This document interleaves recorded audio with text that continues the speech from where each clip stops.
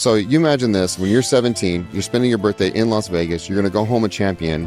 To think about what this industry can lead you to, you could be protecting some of the most important people in the country. And the neat part about that is you have to know how to fix the car, you have to drive the car, and you have to be able to protect whoever's in that car. You know, there's a lot of families that say they don't want you to do a blue-collar job, they want you to make good money and stuff. And I wish that we could get to those families and let them know that's not the case anymore. We're showing how amazing this industry is. Like, what a great opportunity to come to Vegas and have a huge live audience, watch a bunch of high school technicians. I tell all my technicians, we're working on cars that have more technology than the first space shuttle. That's a major, major bragging rights. We got to get with them on like what the press looks like back home, because they're going to be heroes back home.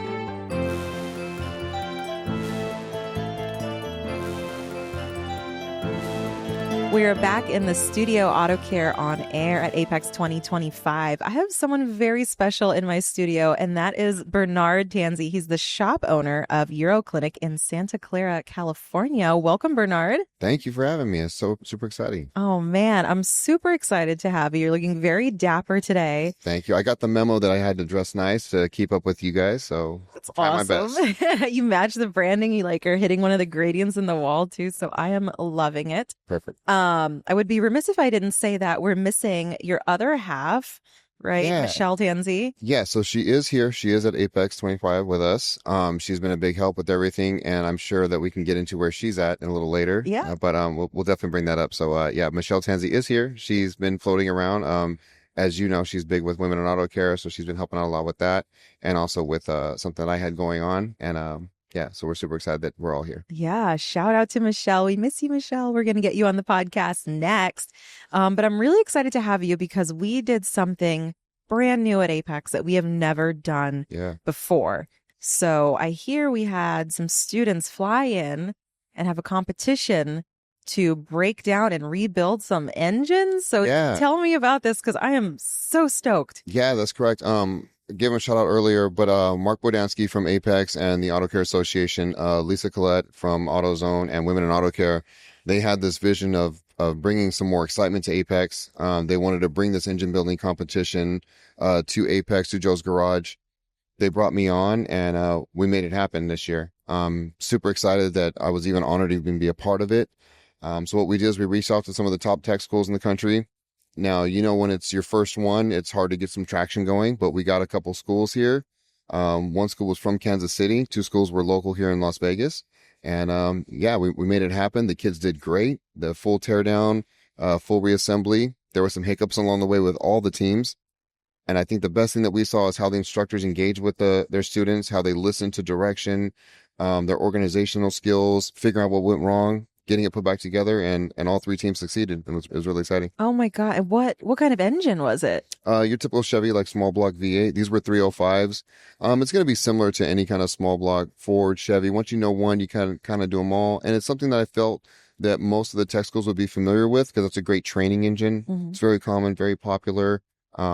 We weren't going to hit them with a crazy like W12 Audi engine that has like 9 timing chains or something. So it was really good. They did a great job. Oh my gosh. And how, so it was a brand new engine or a used engine? Or how does that work? Yeah, these were remanufactured. Again, we had some great sponsors that helped us out along this whole thing. New Tech engines, they're remanufactured, so you can buy their engines directly from them, their scores. They provided the engines by way of AutoZone, got them shipped over here. So we got that together. Dorman was nice enough to donate some engine stands for us, so we got those to sit on. And the rest, man, we had so many vendors that were actually supplying a lot of stuff, a lot of sponsorship opportunities. Top Don, Milton, Carlisle, Lyle Tools, Ratchet and Wrench was there. They're documenting a lot of this stuff. I'm forgetting a bunch. I have a list. We should definitely make sure we shout them out here soon. But yeah, it was super exciting. Yeah. If at the end, if you you have a list, we can pull it out, and I would love for you to shout them out because I think it's such a cool, it's an amazing thing that we're doing, right? Like, we're fostering the future of the industry. We're showing how amazing this industry is. Like, what a great opportunity to come to Vegas and have a huge live audience, watch a bunch of high school technicians and do this thing they're passionate about. It's so nerve-wracking. I mean, we had one of the groups was a high school team, and 2 of them were for a vocational trade school. So, I mean, you've got different aspects of it, and all of them came together and they just worked really well together. I'm super excited for all of them. Oh my God. How big were the teams? How many students? So what we had is we had three teams this year. Each one composed of two students Mm-hmm. and an instructor. So the instructor was allowed to give as much guidance and direction as possible, but they just can't get hands-on. I said, put your hands in your pockets. However, I wanted to start helping. You know, I got so excited at some points and I could see something going wrong and I just wanted, and you got to hold back. You got to let the students do their thing. The instructors were great about that. And then the students themselves, they did such a great job. Their organizational skills, you could tell that they practiced, and they were loving it. They were having such a great time. Oh my gosh. I imagine like going, I mean, we're in Vegas, so I imagine a boxing match and the coach is ringside, like yelling at the boxer to tell them like what move to do next, right? Like, yeah. You can't do anything, but you can. And you want to get out there so bad and help out, you know, but you can't. But they did such a great job with it, and I'm super excited for the kids. I mean, one of the teams, like I said, was a high school team. And they won. The high school team won. Wait, well, hold on. It was high school versus like two college teams. Oh my gosh. So it gets even better. One of the students, they're both 17. Tatum, his birthday was yesterday. He turned 17. Oh my God. So you imagine this, when you're 17, you're spending your birthday in Las Vegas, you're going to go home a champion. I mean, you're getting a bunch of awards. Our company, Euro Clinic, we donated $500 of Snap-on gift cards to each winner. Milwaukee Tools was big. They were one of our biggest sponsors. They helped out with the Pro Pack-Out systems, 3/8 and half-inch electric impacts. I mean, a lot of stuff that these kids can take home with them right now on the plane. A bunch of goodie bags of a whole bunch of stuff in there. It was super exciting. Yeah. What an opportunity. They are in I was a tech school graduate myself, and I look back on this, it was a long time ago, but I said, if I could have had the opportunity to do something like this, you know, and where can that career take you? And you're doing this on one of the biggest stages like AAPEX. Mm-hmm. One of the things I noted down is like, how many shop owners do we have in here? And when you come to AAPEX, you're one of the elite shops. You know what I mean? These are companies that invest in themselves and their companies, and you're seeing the talent that's being produced. Everyone needs good technicians. Yeah. And here they are right in front of you. Oh my gosh. And these students, they're looking for a job. You know, they're investing in themselves. They're paying for school. They're going to have to buy a lot of tools. Mm-hmm. They want to be able to have a great job. And you got all these elite shop owners. So, I mean, this could also turn into a great job opportunity as well. I mean, the thing that I think about, I mean, it can be really expensive to get into the trades. And it is. One of the barriers, it sounds like, can be the cost of tools to start. You got to bring tools to the shop sometimes, right? I can't show up with no tools. Mm-hmm. You know what I mean? So you're expected day one to have something to at least get yourself going. Now, the other part that's really intimidated is normally you're young. You have no experience. You don't have very many tools. You started a new, either be a shop or a dealership. You don't know anybody. And what's the first thing you're going to ask? Can I borrow some tools? Yeah. You know what I mean? And depending on who's working next to you, you don't know what kind of answer you're going to get from that. Mm-hmm. You know, so if we can help these students and get them a little bit of an edge up and get a little bit of a starter set going for them and a little bit of education, a little bit of experience, that's going to give them confidence too. And I mean, this high school team winning this championship in AAPEX, you want to talk about confidence? I mean, I'm super excited for all these teams. That's a major bragging rights. We got to get with them on like what the press looks like back home, because they're going to be heroes back home. Like, you got to go to Vegas to the world's biggest automotive trade show and be on that stage, like you said. Wow. Well, the thing about this, they're walking around high school campus right now. Mm-hmm. You know, when they get back, you know what I mean? If that doesn't put you in the yearbook, I don't know what does. I mean, they're going to have some swag for sure when they go home, and they totally deserve that. I mean, it makes me, going back to the cost of the tools. I mean, thank you so much to the generosity of the sponsors that you were able to gather and bring to this, because we couldn't do it without the sponsors and the generosity of one of the biggest sponsors was like AutoZone. Duralast had provided all the tools for the teams to actually use while they're doing the builds. Mm-hmm. So I mean, without all their support and all their help of all these sponsors, this wouldn't have happened. And I mean, just think about what it did for the kids to get them that start. Yeah. And the fact that you were a really big part in bringing this together and making it a possibility and like organizing the logistics. I mean, that says a lot about you and Michelle and how much you care about the future of the industry. So as shop owners, we know how hard it is to find technicians. So if we can do something to help mold them and bring them up is one thing. Again, as a tech school grad myself, if I would have had that support and to help me out, that would have been great. So this is my chance to give back. Yeah. You know what I mean? I hate to say it, but now I feel like the old guy. Oh, you know what I mean? hardly. So at least I can help out these young students that are coming through. I gave them all my personal information. I said, hey, reach out I don't care if it's 6 months, a year from now. If you have a question on a car, if you want to know if this is the right tool to buy, if you're looking for a job, message me. Like, I don't give you my personal information unless it's if I mean it. And if I can help these kids out, that makes me feel good. And those things mean a lot. It does, because it's so hard to have, friends that quick in the industry, and you need that support. You need somebody to rely on. Especially if, back home we don't know, do they come from a family in automotive, or do they have friends who are in automotive, or, are they the only ones? So if we think about like the retention rate, or when they get into the industry, how likely are they to stay? They're probably more likely to stay if they have support. And that's really great. Yeah. And you start looking at it. I don't even call this a blue collar industry anymore. It's not. The technology that's on these vehicles, the knowledge that these guys have to have, and the amount of money they can make. There's a lot of families that say they don't want you to do a blue collar job. They want you to make good money and stuff. And I wish that we could get to those families and let them know that's not the case anymore. There's so many opportunities. I mean, I was a kid that wanted to turn wrenches. So I went to tech school. I started at dealerships, ended up opening up my own shop. And Stacey, last month, we were on Capitol Hill talking to Congress. I just want to turn, what are we doing? So there's so many opportunities. And another shout out, the booth that was right next to us in Joe's Garage was ASE Secret Service. Yes. I'm talking with Secret Service agents, and they're telling us that they need new recruits. And to think about what this industry can lead you to, you could be protecting some of the most important people in the country. And the neat part about that is you have to know how to fix the car. You have to drive the car, and you have to be able to protect whoever's in that car. Mm-hmm. So, I mean, this industry there's so many different avenues to go down. It's insane. It's badass. I was freaking out when they showed up. I mean, big shout out to ASE for bringing them here. Yeah. And I talked to some of the agents, and he was talking about, hey, he was just in Israel the other week helping bring hostages home. And like, how powerful is that? And his route was through being an automotive technician. Yeah. And they're going to train you. Like, and the thing I thought that was really great is I come from a military background, so I kind of got a little bit of understanding of what was going on there. And they were really cool. They came up and said, hey, we really want you to give these guys the first place. They gave their patch that goes on their jacket. And it says Secret Service, and it's got 2 pistons crossed. And then this is the part, it actually gave me chills. They gave us their medallions, these coins that has like their shield on it on both sides. Oh my God. And I wanted to tell these 17-year-olds how important this is. Like, you don't understand what this means to somebody that holds this in their pocket. You know what I mean? And I got chills when they handed it to me just to give it to the kids. So, I mean, again, all the support that we're getting outside for this group it's been tremendous. You're making me emotional, man. Cause like, this is what it's all about. Yeah. Like, this is what gets me up every morning. This is what gets me excited. Like, we are doing really amazing things here, and we are so blessed to be a part of it. It is. Yeah. And like I said, I never pictured myself being in this position. I just wanted to work on cars. It's pretty cool. Yeah. It's pretty cool. If I ever have a second life, I would definitely volunteer to be a Secret Service automotive technician, because that's so cool. I asked, I said, well, hey man, I meet all those qualifications. You guys need help. And they said, no, you would be full-time living in DC. But and I definitely said, if you guys ever in our area and you need something, I will close my shop. You guys have my shop, my lift, my tools. We won't look at anything. But yeah, again, if it's some way that I can help, you know what I mean? Yeah.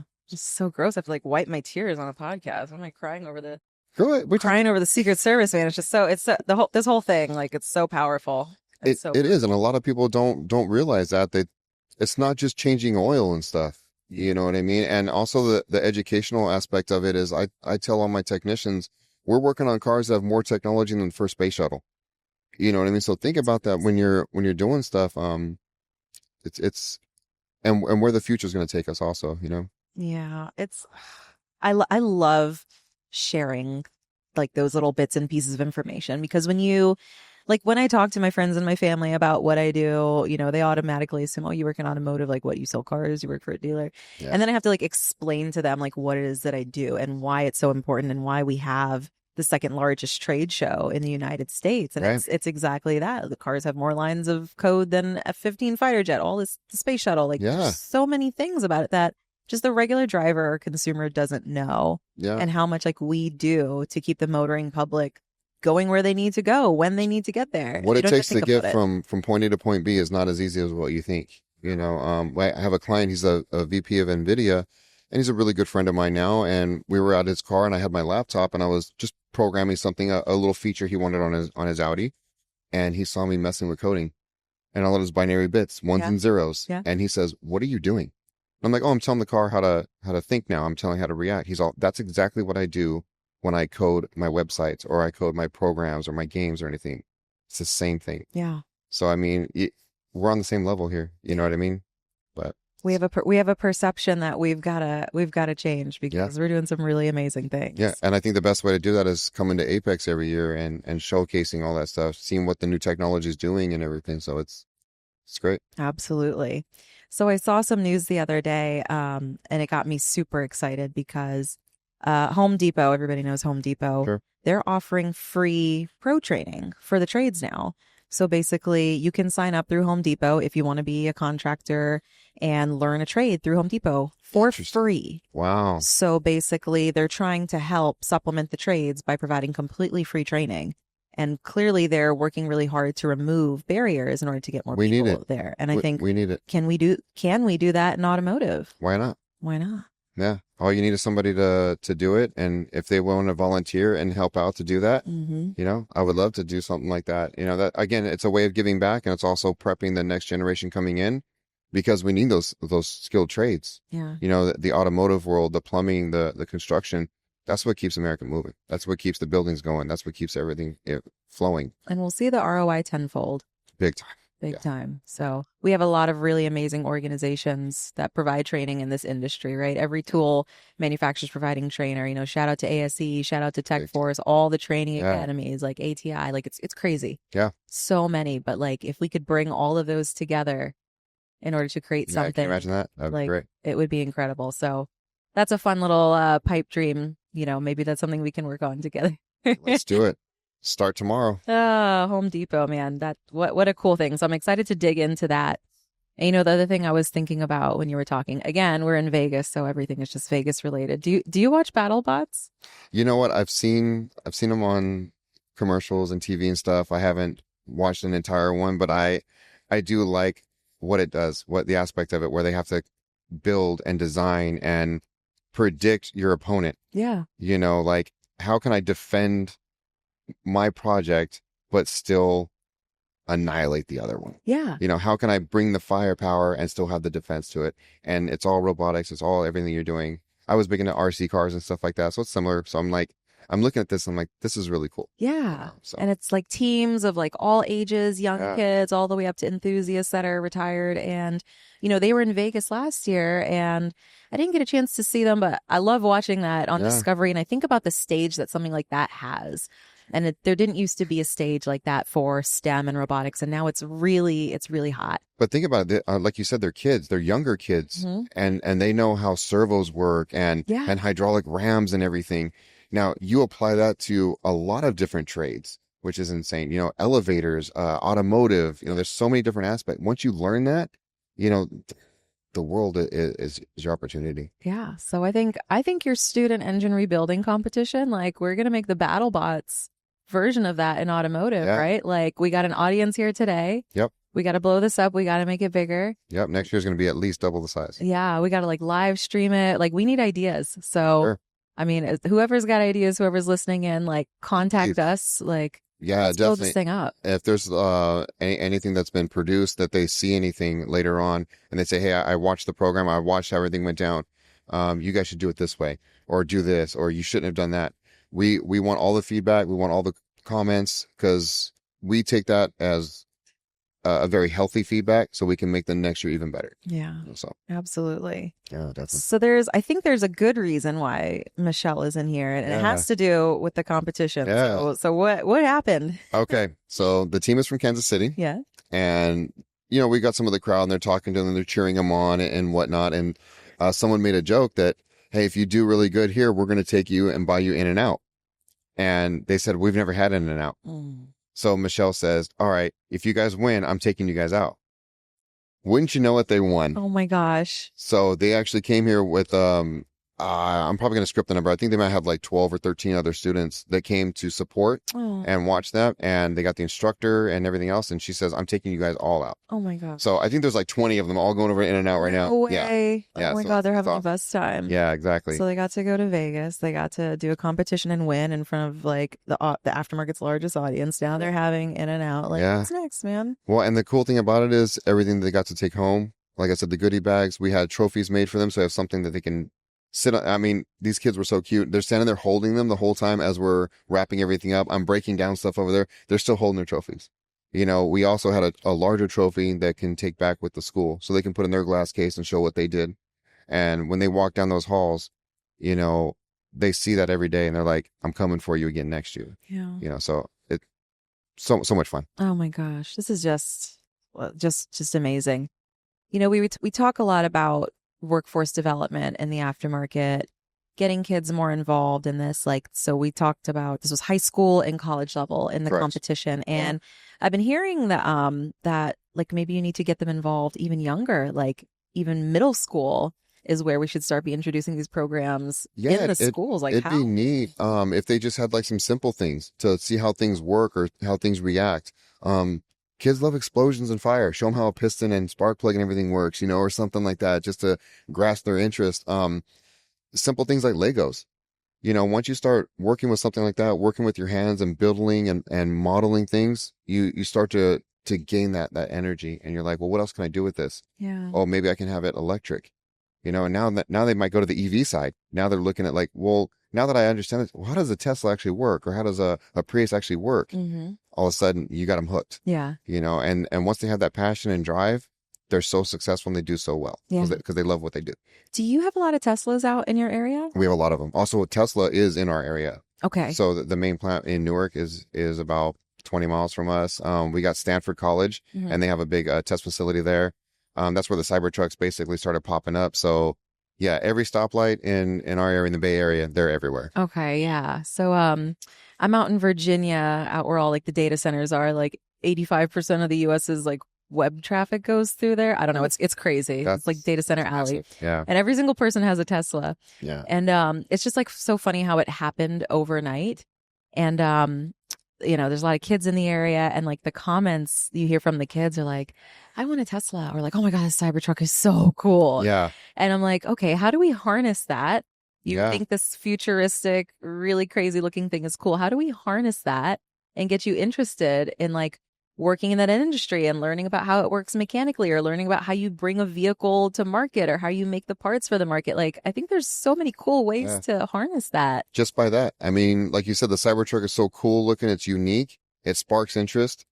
Now, how does it work? How would I fix it? What are the capabilities of it? What's the range? When you start something that attracts attention and gets questions, you're going to want answers. And that's where you start sparking that interest. Yeah. And anything they can do to promote their stuff. We were just in Austin in March for MotoGP races. Oh, cool. And we're driving down the freeway, we're heading back to our Airbnb, and it's the new Tesla facility. Mm-hmm. And that is one of the most massive structures I've seen. Really? Massive buildings. You're driving 65, 70 miles an hour, and you're looking at it, and you're still driving. It takes a while to get past this building. It is massive. It's going to be an insane facility. I would love to tour that someday. Yeah, I wonder if we could get a tour. Yeah. Elon, what's up? Yeah. Help me out here, bud. Yeah, we're trying to get some kids into your workforce. Yeah, exactly. Like get a training academy going, get these kids working on the electric vehicles. That would be really cool. We were in Detroit earlier this year, and we got to tour the Ford factory and to watch them assemble everything. Mm-hmm. And the numbers they were spitting out, I think they said that they produce a vehicle every 53 minutes, I believe. Whoa. So each station is only like 8 minutes. So when you're putting a fender on, you got 8 minutes. It goes down, back glass, you got 8 minutes. You're putting the center console in 8 minutes. So, and as you finish it, I think a new truck was going off the line. I believe it was every 53, every 56 minutes, a new truck was rolling out the door. What perspective that gives. And obviously I've been working on cars all my life, and it was still so impressive to me to see it on that scale, and the organizational factor of it. Everyone knew exactly what they were doing, and just to watch this thing unfold in front of you, it was really, really impressive. Wow. I would love to do that one day. All right. We got a lot of tours that we're going to take. Yeah. We're going to reach out to a lot of companies. We're going to be busy. There's some options here. Yeah. So to wrap up, there's so much excitement around this, and I want to help build on the momentum of what you've done, because it's really tremendous. So, what can the aftermarket do to continue supporting what you're doing and, try to get these kids into the trades? What do you think are some of the biggest opportunities we're missing? With the opportunity there, it's the sponsorships. That obviously helps. It goes a long way because, as we mentioned before, the kids don't have 50, 100 grand to put up right away. If there's some sponsorship opportunities for like apprentice toolkits, Now, we're not looking for handouts by any means, but let's say, what do we have to do that? What kind of contests, what kind of entries, that makes it exciting. You bring that level of competition to it, like what we just did earlier, and like I said, we had stuff for every single person that entered. It wasn't just the winners, so everyone's a winner, basically. It sounds kind of cliche, but it's true. I was giving out bags of other stuff to even the other students that came just to cheer on their students. Yeah. Like, here, you guys are going to be entering the trade. Take a bag of goodies. There's a bunch of stuff in here to help you out. And it's just getting the information out there. Make it exciting for them. If all they know in their area is dirty and greasy and changing oil, it's not that exciting. But, you start entering other fields, like performance aspects of it. Right. Like, we're going to have Formula One here in a couple weeks. Mm-hmm. If anybody's never seen those guys work in a pit or watch them prep a car or drag races, NASCAR, anything like that. We've got some people that are in the Auto Care Association, part of the NASCAR and stuff. So anything that's to that level, you can see what opportunities are out there. Yeah. Look at some of the more high-end dealerships and see what they're doing, see how elevated they are, and it's something that could be very exciting. I totally agree. And like, I get so much inspiration from what's going on in the mainstream, because I wonder why we're not more mainstream. And I think like we're really working on our story. And like, everybody watches Netflix, and I'm sure a bunch of people listening have caught the F1 series on Netflix. Yeah. And for someone who wasn't a race fan, or flipped through the TV channels and saw F1 on TV and just saw a bunch of cars going in laps, it probably wasn't that interesting, and they kept going. But if you gave that series on Netflix 5 minutes, you got something totally different. It was the excitement, it was the rivalry, it was the colors, it was the sponsorships, it was the strife, like everything that went into it. And then you really understood it, and you really felt it, and you got hooked. Yeah. And I think that we have a similar story here. And you're helping us start to tell that. And it's like, why can't we be the next Netflix series that gets people hooked? Because I think these Netflix series, like there was the golf one, there was the F1, and then NASCAR came out with one. And I think these are brilliant marketing moves by these industries in order to attract the younger generation into sports that are lacking younger generations in sports. Because I've seen the stats on it. I've talked to all of them. Yeah. Again, so it's being attractive. We're here. We got to be attractive. We got to make it sexy. Exactly. So we're gonna do some of that. I'm sure we will. I think like we love SEMA because the performance side is very sexy. A lot of people go over there, check out the cool cars. Myself included. Yeah. Like I go over there and I'm like, but wait, we're sexy too. Like we just don't really tell the story that way. But you might go over there to SEMA and you might see the crazy, 70 Chevelle. You might see the big lifted trucks outside. You might see all this stuff, but you got to come to AAPEX. This is where it starts. Yeah. This is where you're going to find the tools and equipment to do that. This is where you're going to find the products to paint those vehicles, to get those wheels. So, AAPEX is where it's at. Start with AAPEX and then go to SEMA. I'm never going to run down SEMA. I love SEMA. Yeah. Let's see the cool stuff. Yeah. But it starts somewhere. It has to happen somewhere. And this is where it happens. Yeah. It's like we're the necessary stuff to keep the car running. Exactly. And then you start putting all the cool stuff on it to really make it yours. And it's just such a beautiful relationship. And I love seeing that story unfold. And I can't wait to keep telling that story to more people. Yeah. Amazing. Super excited. Yeah. Thank you so much, Bernard. Thank you.